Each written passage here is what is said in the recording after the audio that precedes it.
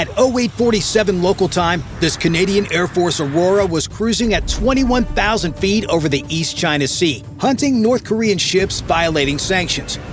At cruising altitude over open international waters, the Canadian crew thought they were invisible. No borders below, no warning above. Just another long surveillance run. Then the radar lit up. Not a search signal, not a curiosity sweep. A fire control lock. Someone wasn't watching anymore. Someone had decided to trap them, and that decision would turn into a very big mistake.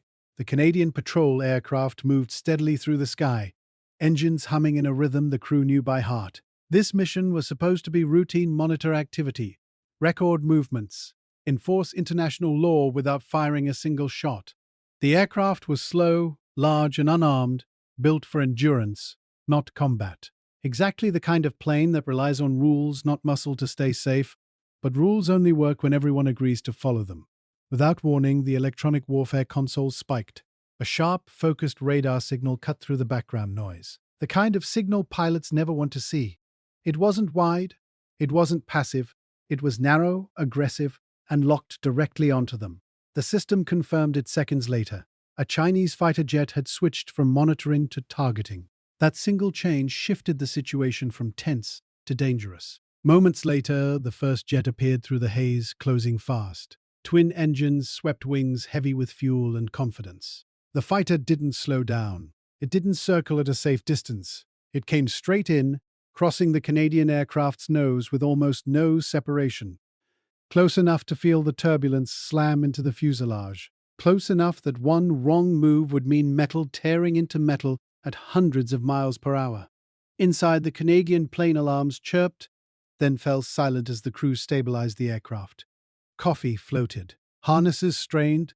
The pilots didn't react aggressively. That was the rule. Stay predictable. Stay calm. Give the interceptor nothing it could twist into an excuse. Outside, the fighter slid into position off. The wing, so close its markings were clearly visible. This wasn't escorting. This was intimidation. The radio crackled. A firm voice, heavily accented, ordered the Canadians to turn back immediately. The response came just as calm. They were operating in international airspace, carrying out lawful duties. No insults, no threats.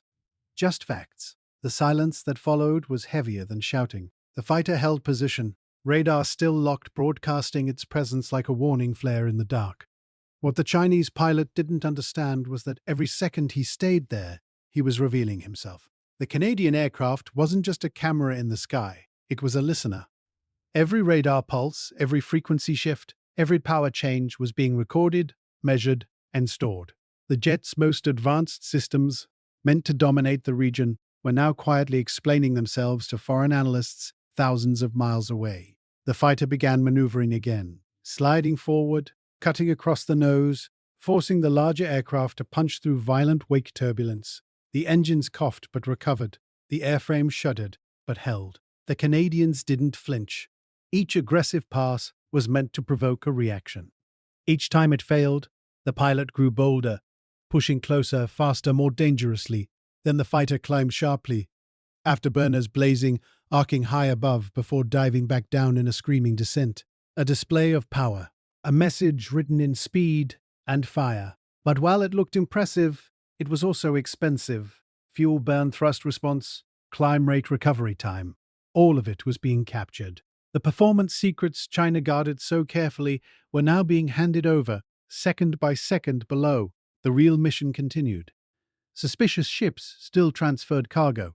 Cameras still recorded. Evidence still flowed to international authorities.